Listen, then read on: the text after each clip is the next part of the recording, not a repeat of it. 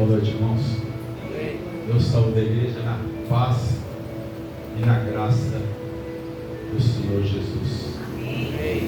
Antes de nós entrarmos no tema da ministração desta noite, eu gostaria que os irmãos se abrir o Salmo 119, verso 173. O irmão até colocou aqui para nós nesta noite. Tentarmos. A palavra do Senhor diz assim no Salmo 119: com tua mão vem ajudar-me, pois escolhi os teus preceitos. Quando temos a opção de escolher, é porque existem outras coisas disponíveis. E o tema desta noite é prioridade a Deus. Amém. A palavra que ela possa alimentar a igreja presente, os irmãos que estão pelo YouTube nos acompanhando. Hoje vamos refletir qual a nossa intimidade, o nível de intimidade. Se estamos mais na classe religiosa ou se estamos mais num nível de intimidade. E o salmista, ele tinha opção. Eu optei, eu decidi, eu quero os teus preceitos. E no Evangelho de João 15, verso 16, vem Jesus e diz assim: não fostes vós que me escolhestes. Aleluia, glória a Deus. Mas eu vos escolhi, para que deis fruto, e o vosso fruto permaneça, a fim de que tudo que pedirdes ao Pai em meu nome, Ele vos conceda. Amém. Esse fruto, eu entendo que é um fruto de que você consiga levar à frente aquilo que você tem no coração. Por exemplo, por que a mangueira dá manga? Porque o fruto leva futuras mangueiras para frente. O cristão que não dá fruto, que não produz vida em outras vidas, é uma árvore infrutífera. Então agora, com essa mentalidade, vou ler o versículo novamente. Eu vos escolhi para que deis fruto. Aleluia. Não é os frutos do Espírito não, irmãos. É o fruto em atitude para que outras vidas surjam mediante o teu testemunho, a tua palavra, aquilo que você está levando à frente. Prioridade a Deus. Prioridade é colocar Deus em primeiro lugar. Nós não temos, pelo sistema, pelo regime que nós temos aqui, por não ser monarquia, nós não temos essa noção do que é a prioridade ao reino. Quem vive, os países que vivem em monarquia, o rei chega, o que você tem ou diz que tem, não é teu, é dele. As tuas vontades não prevalecem, primeiro as dele, porque ele é o rei. Então colocar Deus em primeiro lugar é dar a prioridade a Ele em todas as coisas. É tê-lo como principal, a essência da nossa vida. Isso eu me refiro a ações, a pensamentos, a decisões, e o interesse de procurar agradá-lo sempre. Às vezes nós oferecemos o material, mas não oferecemos o espiritual. Uma vez eu ouvi um pastor, e ele ministrando disse assim: eu gosto de dizimar o tempo para Deus. A prioridade do meu tempo eu oro e apresento ao Senhor. A primícia do meu tempo. Então às vezes você traz o seu dízimo aqui na igreja, mas o seu dízimo, o seu tempo de oração não tem. O teu tempo de leitura bíblica não tem. Olha, eu não vou, mas eu vou te dar um dinheiro, você vai lá e faz. Eu estou fazendo a minha parte. Será que é o suficiente? Sendo que o nosso Deus é Espírito e a nossa atitude é real, é material. Nós vamos na Fundação Casa, eu e o Márcio, ali contamos 100% com a unção de Deus, e Deus conta com a nossa postura. E se nós não formos, eles não vão ouvir da nossa boca, claro.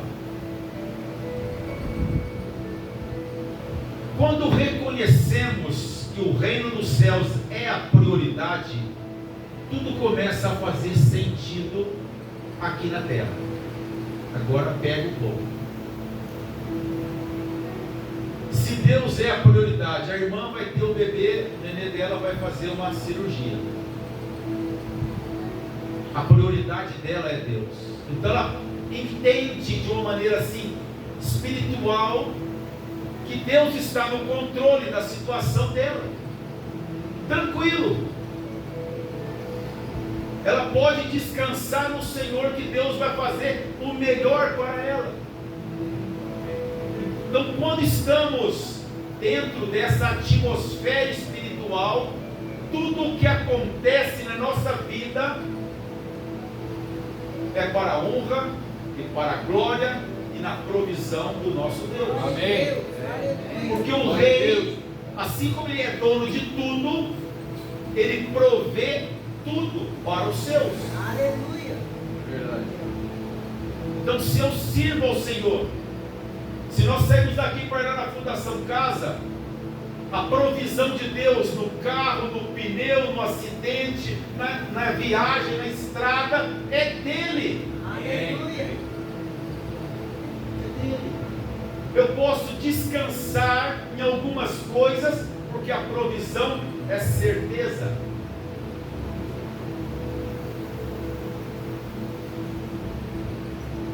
Deus no controle de tudo,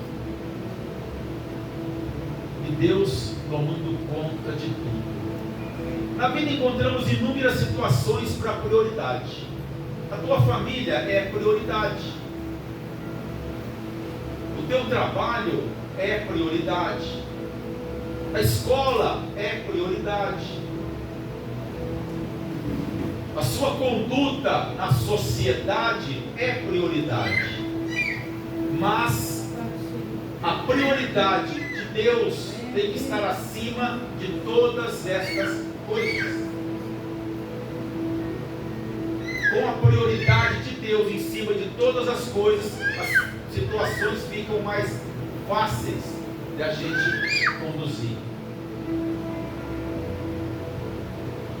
Tendo Jesus como prioridade, nos sentimos seguros para vencer a morte. Então eu falei de algumas prioridades: nossa casa, nossa família, nosso trabalho, e agora eu quero falar sobre o fim do nosso encontro, a morte. Cada vez que você liga a TV, são ceifados inúmeros jovens, inúmeras pessoas, todos os dias. E todos nós vamos ter um encontro com o Senhor. E para você que está na igreja, que crê no Senhor, e você que está me ouvindo pelo YouTube, você crendo em Deus ou não, você vai ter um encontro com o teu Criador. É verdade. Não importa se você acredita. Eu sou ateu. aí você vai ter um encontro com o Criador. Disso nós não temos como sair fora. E todos vamos morrer fisicamente. O dinheiro pode levar você nos melhores hospitais, comprar os melhores remédios, que nem sejam genéricos, mas o dia que o Criador falar, deu o seu tempo, você deita. E o teu encontro com Ele é sagrado, é certeza. E qual a bagagem que eu vou levar para encontrá-lo? Se você faz uma viagem internacional e você não conhece nada daquele país, e tem uma pessoa lá naquele país que vai te receber no aeroporto,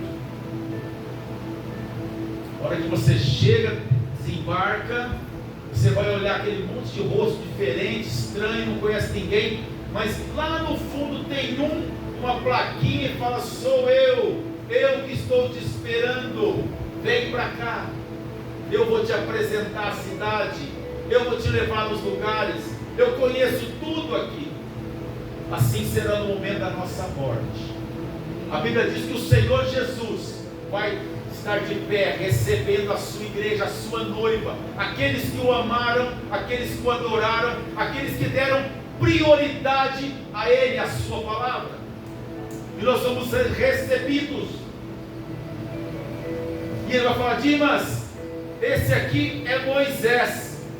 Eu li muito sobre o Senhor, mas eu não tinha visto. Esse aqui é Abraão. E assim sucessivamente. Porque Ele nos conhece e nós o conhecemos. Amém. Somos íntimos de Jesus. Os que creem no sacrifício da cruz receberão a recompensa das promessas. E tem pessoas que não conhecem nenhuma promessa. Que triste, que triste.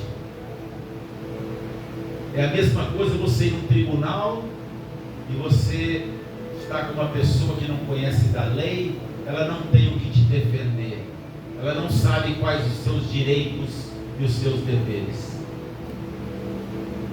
Mas em Jesus, aqueles que temem ao Senhor, que escolheram, como o salmista diz, os seus estatutos, conhecem da sua promessa.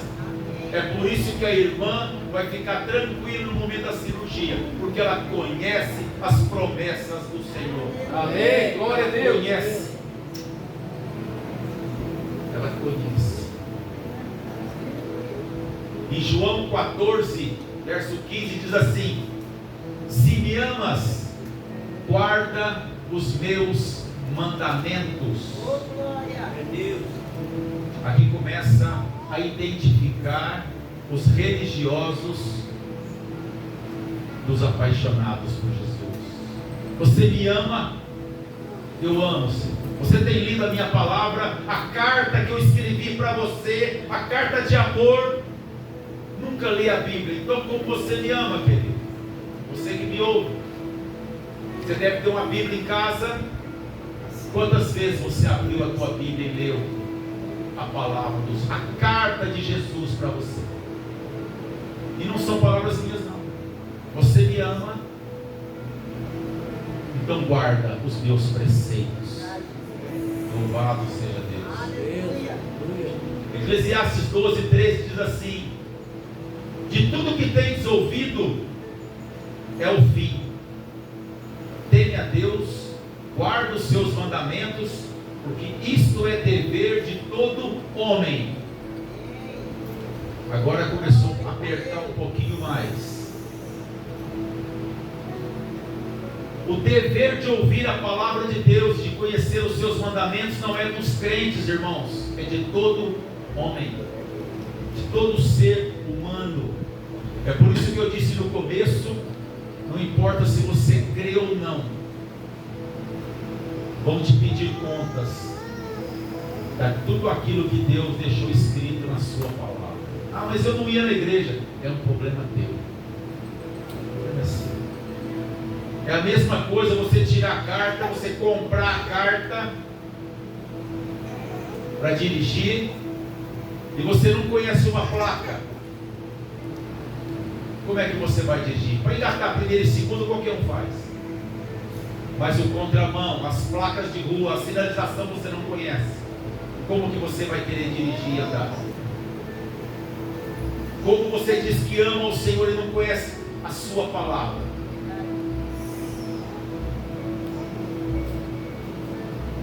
A prioridade gera intimidade.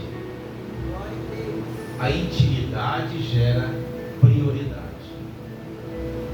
E a intimidade gera gratidão. Kleber e Ângela são casados. Se o Kleber não der a prioridade para a Ângela, não tem intimidade. Tem, Kleber? De forma alguma. Se eu não dou prioridade para Jesus, eu não tenho intimidade com Ele. Eu conheço pessoas que entram numa igreja só quando a coisa aperta ou quando tem alguma festa ou casamento. Isso não serve de nada. Porque depois que nós saímos do templo, seja ele qual templo for, apaga-se a luz, não fica nada lá dentro. Ou fica algum anjo aqui esperando a gente voltar. Não. Esse salão só tem a unção, é a graça de Deus quando estamos aqui. Se sairmos daqui, é um salão normal como qualquer outro.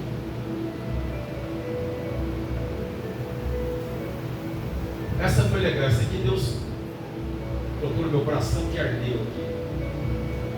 Quando acontece uma catástrofe, o que é uma catástrofe? Teve uma enchente quando aconteceu no rio lá, que desceu a enxurrada e varreu tudo ali. Quando acontece uma catástrofe, todos se comovem.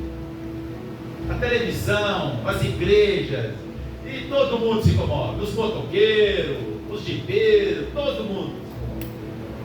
A cidade faz campanha de alimentos, de roupa, de remédios, mas tudo isso tem um tempo de duração, depois volta à rotina. Não é assim que funciona? Todas as catástrofes que nós vimos no Rio de Janeiro e outras cidades, já voltou ao normal o lugar.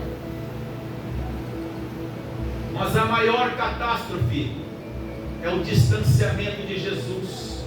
Multidões estão caminhando para a morte e ninguém fala nada, ninguém se move em nada. A igreja se move muito pouco. Eu tenho feito muito pouco. O total de adolescentes da Fundação Casa deve dar uns 500 mais ou menos, nos complexos.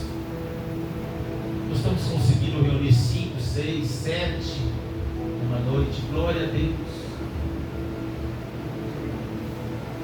Tem o CDP, tem a penitenciária feminina, tem mais 2 ou 3 complexos lá. E cadê os crentes? Cadê o povo? Eu estive preso e você não foi me ver. Eu estive internado e você não foi me visitar. Eu passei fome e você não me alimentou. É a palavra de Deus para a nossa vida. Nós precisamos rever nossos conceitos espirituais. Essa eu comentei com o pastor Márcio há uns 15 dias. Todos nós já ouvimos a seguinte frase: lute pelos seus sonhos. Na verdade, essa ministração nasceu nessa frase. Lute pelos teus sonhos, filho. Filho, lute pelos teus sonhos. Amigo, lute pelo teu sonho. Filha, lute pelos teus sonhos.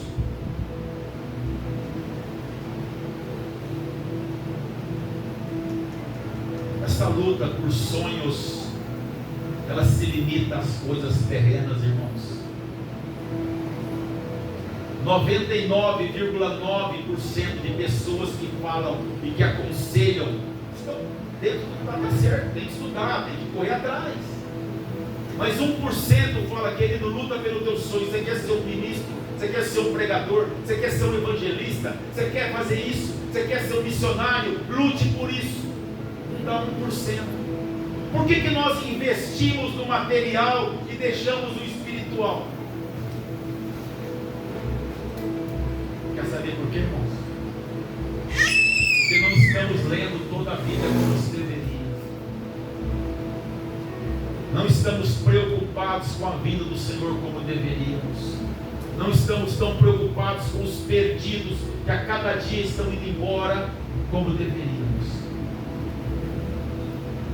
E ainda a nossa prioridade, os nossos sonhos para os nossos filhos são muito mais materiais do que espirituais. Isso não é um puxão de orelha, não. Isso aqui é só um alerta.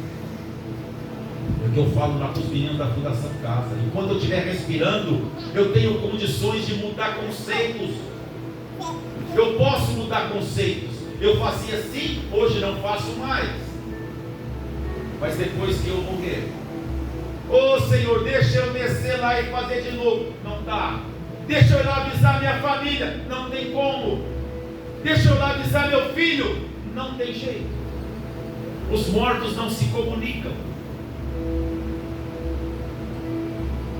Isso é a palavra de Deus. Colossenses 3:1 diz assim: portanto, se já, aqui ó, esse se já aqui é tremendo, dá para a gente pensar bastante. Portanto, se já ressuscitastes com Cristo, buscai as coisas de cima, onde Cristo está assentado, à destra do Pai. Pensai nas coisas que são de cima e não nas que estão na terra. Aleluia. Eu não penso assim. Então, se já você não ressuscitou com Cristo ainda, não sou eu que estou falando, é a palavra.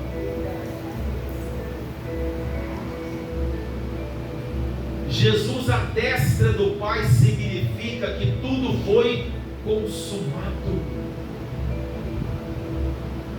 Tudo foi consumado. E se fizermos um resumo do que eu comecei até agora, eu não merecia nada, não mereço nada, não tinha nem como estar aqui. Achei que eu era um meio religioso, mas o Senhor me atraiu, está me instruindo com uma palavra sólida, para me deixar de ser criança e ser adulto. Adulto na fé.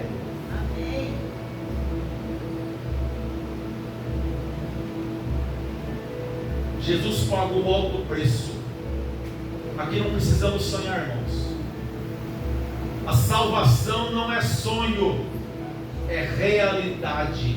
Venha o teu reino. O reino está estabelecido. O reino não vai vir, o reino já está aqui. Aleluia. Nós podemos sentir, comungar uns com os outros. O rei fala conosco. O rei responde às nossas orações. O reino já está aqui. Não é sonho. Tem filmes que a pessoa está num lugar tão legal, fala, me belisca, vê se eu estou sonhando. Não precisa beliscar ninguém aqui na igreja, porque todos já ressuscitamos com Cristo. A graça de Deus, ela é real. Nós falamos quando na Fundação Casa, o que nós sentimos é prazeroso, é eterno. A droga que às vezes vocês usam ou usavam te dá depressão, ela te dá um barato, mas depois te deprime. E a graça de Deus não deprime. A cada dia ela te dá um passo à frente. E nós vamos ir passo à frente aqui. Estamos chegando lá. Realidade oferecida por Jesus a todo aquele que nele crê, acredita, deposita crédito. O que é depositar crédito? É acreditar. Acreditar em Deus, que Deus existe, o diabo também acredita. É acreditar na sua palavra, é viver a sua palavra, é crer no que está escrito aqui. É crer que eu não merecia e hoje estou aqui lavado no sangue do Cordeiro. É crer que você não merece nada, mas pode mudar de vida. É crer que a tua depressão, a tua enfermidade pode mudar, porque Jesus veio para mudar isso. Na verdade, o alvo não é o físico, mas é o espiritual. Aleluia. Glória a Deus. Muitos vivem na escravidão. Agora presta atenção nisso. Por não conhecer a palavra de Deus, que é dada gratuitamente aos homens. Todo aquele que não conhece a palavra de Deus é escravo. Como assim? Escravo? Então vamos lá ver. Escravo das tradições. Minha família sempre fez assim. Eu faço também porque é tradição da minha família. A Bíblia diz: fugir das tradições. Pastor Joel, um homem que eu amo de coração, aprendi muito com ele, um homem analfabeto, nunca estudou, nunca foi numa escola, se converteu numa penitenciária, tem o corpo inteiro mutilado, e ele disse uma vez um testemunho na igreja: meu pai era macho, valente, meu pai matava, minha mãe era drogada, minha família nunca levou desaforo para casa, por isso que eu estava preso. Eu falei: Deus, eu não quero essa tradição, eu não quero essa vida para mim, muda a minha história. Eu não quero ser igual aos meus pais. Transforma a minha vida assim.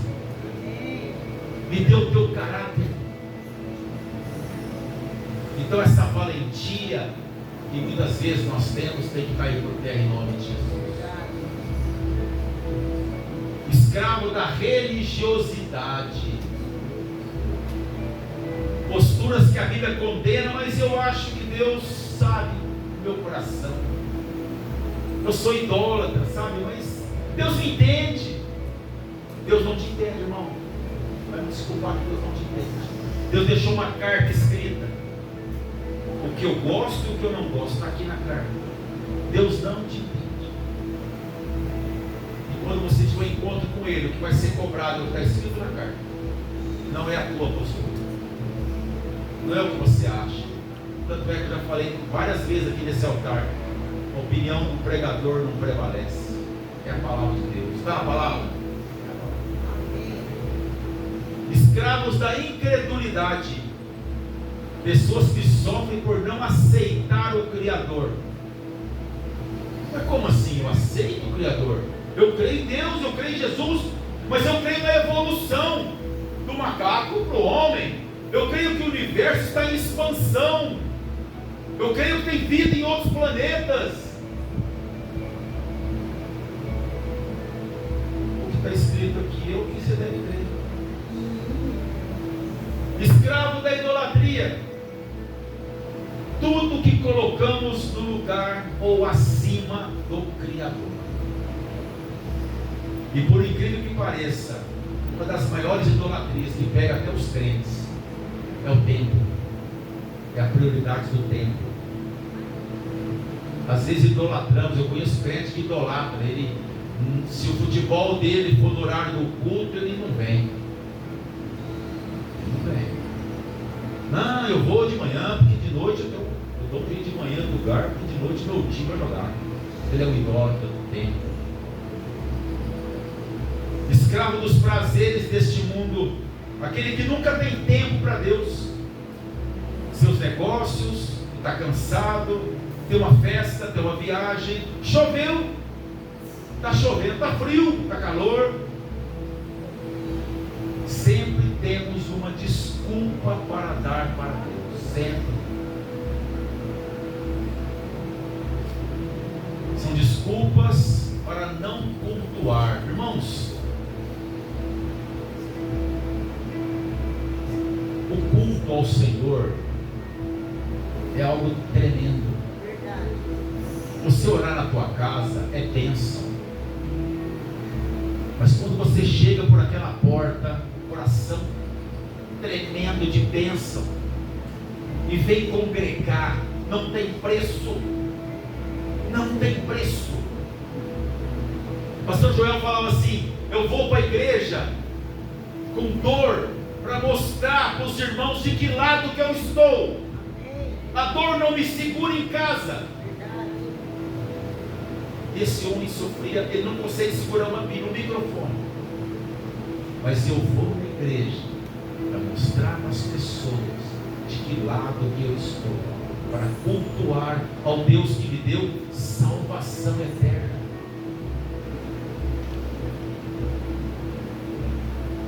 Escravo do engano, diz: Deus entende, sabe do meu coração. Quando der eu vou na igreja, quando der eu cultuo. É triste essa situação da nossa nação. Mateus 22, verso 29 diz assim: Jesus, porém, respondendo, disse-lhe: erreis por não conhecer as Escrituras e nem o poder de Deus. O fato de conhecer as Escrituras ou de não conhecer não nos dá o direito de errar. É o que eu falei no começo sobre a carta. O fato de não conhecer a Bíblia, eu não leio a Bíblia, então eu posso fazer de tudo, eu posso entrar de cabeça no mundo, eu não conheço a Bíblia, não vai ser cobrado de mim. Vai ser cobrado de todos nós. Jesus afirma: vocês erram por não conhecer as Escrituras, pois a Bíblia pode ser encontrada com facilidade em qualquer lugar. Qualquer casa tem. Hoje no celular você pode baixar aí quantas Bíblias e versões você quiser. A Bíblia nunca esteve tão próxima do homem como está nos dias de hoje. João 8: e conhecereis a verdade vos libertará. Essa verdade aqui podemos classificar em 2 pontos para entendermos melhor. A primeira verdade é as Escrituras, que elas se revelam. E a segunda verdade é o encontro pessoal com Jesus. Ambos são a mesma verdade, em situações diferentes. Às vezes a pessoa pega uma Bíblia, abre a Bíblia e um versículo fala com ela, muda a história da vida dela. Ela começa a ter um interesse pelas coisas de Deus.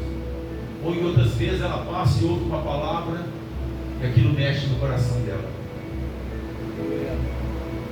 Verdade é a palavra revelada. Irmãos, o que é a palavra revelada? Está cheio de gente que já leu a Bíblia 20 vezes inteira e continua do mesmo jeito, do mesmo tamanho, do mesmo jeito. Se Deus não revelar a palavra, não tocar no teu coração, não abrir o teu coração, não abrir o entendimento espiritual, a palavra de Deus, a Bíblia não faz sentido. Todos que estudam, os grandes teólogos, estudam a Bíblia, são frios de coração. Vai um irmãozinho lá e lê um texto, ele pula, ele grita, ele glorifica e Deus move. E por que o outro que lê e conhece tudo não acontece nada? Paulo era doutor da lei e não acontecia nada. Precisou ficar aí alguns anos, Deus limpando toda a mente dele para renovar e trazer uma vida dentro da palavra, transformar aquilo que ele já conhecia. Eu não sei se acontece com vocês, mas tudo que eu ouço referente a Deus, eu vou na palavra. Está na palavra? Tem contexto? Tem base bíblica? Tem. Então vamos lá. Se não tem, começa a ficar difícil. Eu estou partindo para o fim, já estamos no meio do fim já. Agora eu quero que vocês prestem atenção sobre intimidade, sobre prioridade. Em Marcos 10, 51, Jesus falando e disse para Bartimeu. Já preguei tanto Bartimeu, mas eu nunca falei o que eu vou falar aqui agora. O que queres que eu te faça? Esquece o Bartimeu, vamos lá. Kleber, o que queres que eu te faça? Pastor Márcio, o que queres que eu te faça? E Bartimeu falou que era a prioridade dele. E o cego disse: mestre, que eu tenha vista. Talvez ele fala para mim: Senhor, que fulano seja curado, ou que eu pague as minhas contas, ou que eu arrume um emprego, ou qualquer coisa do gênero. Vou falar a prioridade que está no meu coração, como o Bartimeu disse. A cura física era a prioridade de Bartimeu. Então, quando você entrar por essa porta, depois desse texto, dessa colocação, eu tenho certeza que a minha vida vai mudar depois que eu entrar por aquela porta. Toda vez que eu entrar na igreja, a prioridade, em primeiro lugar, a primeira prioridade é espiritual, não é física. Eu quero que minha mãe seja curada, que o meu irmão seja curado, que o meu tio seja curado, mas a prioridade é que eles sejam salvos. Eu estou aqui para isso.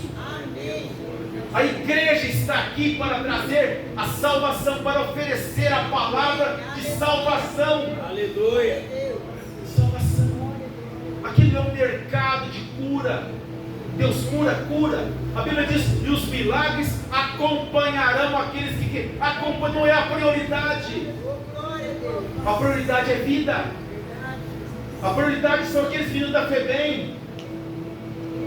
A prioridade é chegar no hospital de um amigo que está acamado, um familiar, e chegar no ouvido dele e falar assim: Jesus te ama.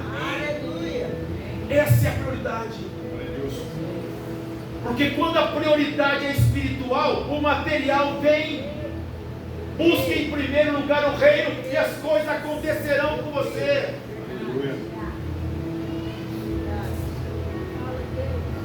Quantas vezes, Senhor, quero a prioridade da tua palavra. Tua palavra é a prioridade. Eu entender a tua palavra, a tua mensagem é a prioridade.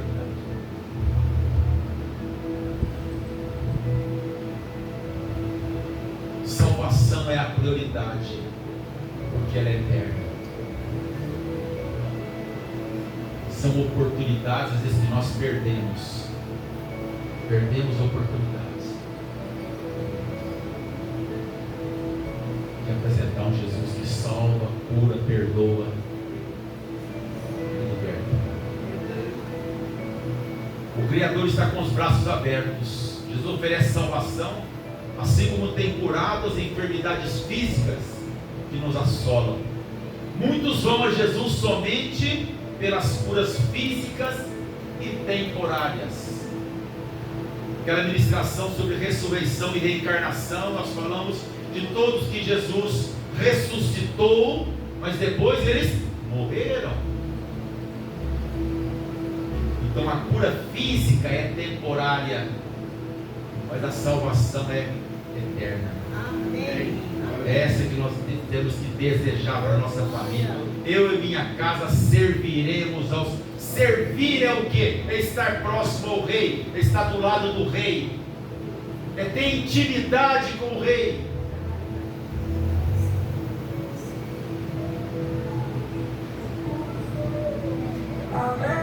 Mateus 6: não andeis, pois, incrédulos, dizendo que comeremos, o que beberemos, ou o que vestiremos, porque todas as coisas os gentios procuram. De certo, o vosso Pai Celestial não sabe bem do que você necessita. Irmãos, Deus sabe. E como sabe? Buscar em primeiro lugar o reino dos céus e a sua justiça, e tudo vos será dado por acréscimo. Na verdade, não sabemos pedir ou como convém. Da mesma maneira também o Espírito nos ajuda em nossas fraquezas, porque não sabemos o que havemos de pedir ou como convém, mas o mesmo Espírito intercede por nós com gemidos inexprimíveis. Faça um teste. O tempo que eu aprendi a orar lá no Kleber, ficava 1 hora de joelho ali, e aqui na igreja tem feito isso no sábado. Irmãos, Deus coloca tanto nome, tanta pessoa, para você orar, interceder e apresentar, que você fala, como é que eu sei disso? Você não sabe.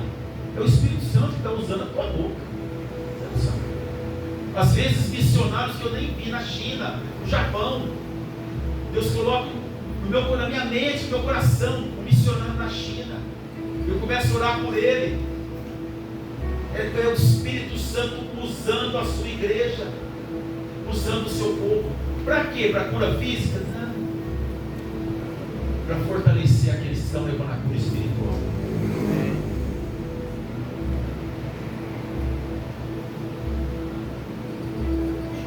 Levar a boa nova a toda criatura, apresentar o amor de Deus aos que não conhecem. Ele nos amou primeiro, Ele nos recebeu da forma que estávamos, Ele quitou a nossa dívida, Ele restaurou nossa dignidade, Ele nos capacita para o reino. E finalizando, eis que estou convosco todos os dias, até a consumação dos séculos. Aqui eu vou perder, vou ganhar 2 minutinhos só. Essa palavra, você acha por que o Senhor está conosco todos os dias? Explica, para quê? Por quê? Para festejar? Nós estamos vivendo em festa? Hã? Irmãos, se você não sabia, vai ficar sabendo agora, nós estamos em guerra. Da hora que você levanta, a Bíblia fala que o Senhor nos guarda e nos protege quando dormimos, porque tem uma guerra. A guerra não para. O inferno guerreia 24 horas com o povo de Deus. Tem inúmeros demônios querendo tirar você da presença de Deus, tirar aquele que você está orando da presença de Deus. Estamos em guerra. Não é brincadeira. Entra na Fundação Casa e sente o clima, o aperto no coração daquele lugar. E o povo está aí contando festa. Não, eu sou crente, eu sou feliz, eu vou ser próspero e a coisa vai funcionar, eu vou estar sorrindo e a coisa é boa. E não é. Não é assim que funciona. O Senhor está conosco para nos guardar, para nos abençoar, para a vitória, nós vamos regozijar no fim, na glória. Aqui não tem vitória não, aqui não tem glamour, aqui é guerra. E como é guerra? Mateus 28:20, Jesus é o leão da tribo de Judá. Estamos em guerra com o inferno. Parece que nós esquecemos disso. Não dá para brincar de ser cristão. A intimidade, a prioridade e a gratidão andam juntos com aquele que tem ao Senhor. Amém? Vamos ficar de pé. Cuida a tua cabeça. Aleluia. Pai querido, em nome de Jesus, eu sou grato pela tua palavra, pela maneira que o Senhor tem nos esclarecido. O Senhor tem aberto a nossa mente, o nosso coração. Guarda a nossa vida, Senhor. Nos perdoa das fraquezas, nos fortalece, Pai, com o teu Espírito, nos fortalece com a tua palavra, nos fortalece como igreja, Senhor, unidos no Senhor. Abençoa aqueles que servem ao Senhor nesta congregação, a família pastoral, os membros dessa. Guarda-nos, Senhor. Guarda as nossas crianças. Traga intimidade cada vez mais da nossa vida com a tua presença. Aleluia. Eu te agradeço e te glorifico no nome santo de Jesus. Amém. Glória a Deus, amém. Vamos finalizar com louvor, clamando, intercedendo pelas nossas casas, nossas famílias. Ficamos aqui sendo ministrados, irmãos, e essa palavra, toda a palavra de Deus, tudo que ouvimos tem que realmente gerar essa reflexão dentro de nós. A palavra de Deus ela é um alimento, mas ela é direção. E essa direção hoje vem com uma palavra muito direta. Qual é a nossa prioridade? Será que podemos responder isso com clareza? Então, muito me admira quando pessoas vêm. A Dora me mandou mensagem hoje, falou assim: pastor, não vou na igreja porque não estou bem. Aí ela aparece na igreja. Glória a Deus. Que ela arrumou a força de alguma coisa, falou: eu vou ficar em casa com a gripe ou eu vou desse jeito mesmo. A notícia que eu tinha é que ela estava boa, mas eu vi ela aqui chegando para o culto, que ela coloca Deus como prioridade na vida dela. Aleluia. Nós colocamos Deus como prioridade e sabemos porque precisamos. Eu tenho certeza que ela sabe que ela precisa para ela, os filhos dela, para a vida dela, o amanhã dela, o hoje dela. Louvado seja o Senhor. Você que vem com dor, irmão, você que vem com incômodos, venha com incômodos, porque o Senhor é a nossa prioridade. E acabamos de falar, nós estamos em guerra espiritual. Precisamos entender que do lado que nós estamos é o lado dos vitoriosos. Só que os vitoriosos precisam continuar resistindo às jornadas e às investidas das tempestades que sobrevêm, porque alcançaremos as promessas do lado de lá e também ouvimos isso. Amém? Vamos louvar o Senhor mais uma vez.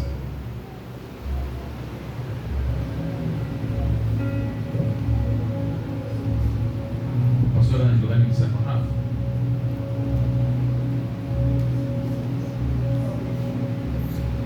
Amém?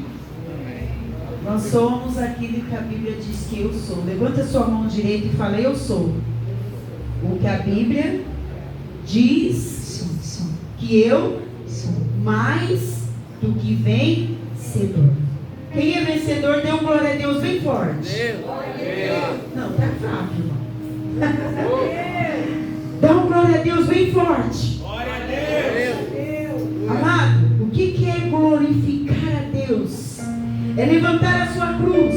A Bíblia fala para nós assim: feche seus olhos. A Bíblia fala: tome a tua cruz e siga-me. Amados, imagine agora Jesus na cruz. Foi fácil? Não. Enquanto Jesus caminhava, ele sofreu. E ele está falando de cruz. Cruz precisa todos os dias nós nos crucificar e falar: eu vivo. Não sou mais eu que vivo, mas Cristo vive. Mais uma vez: não sou eu que vivo, mas Cristo vive. Então declare agora, fala para ele. Fala para ele: Senhor. Declare de todo o seu coração, fala para ele: eu sou vaso, Deus, eu sou vaso. E vaso precisa de ser moldado.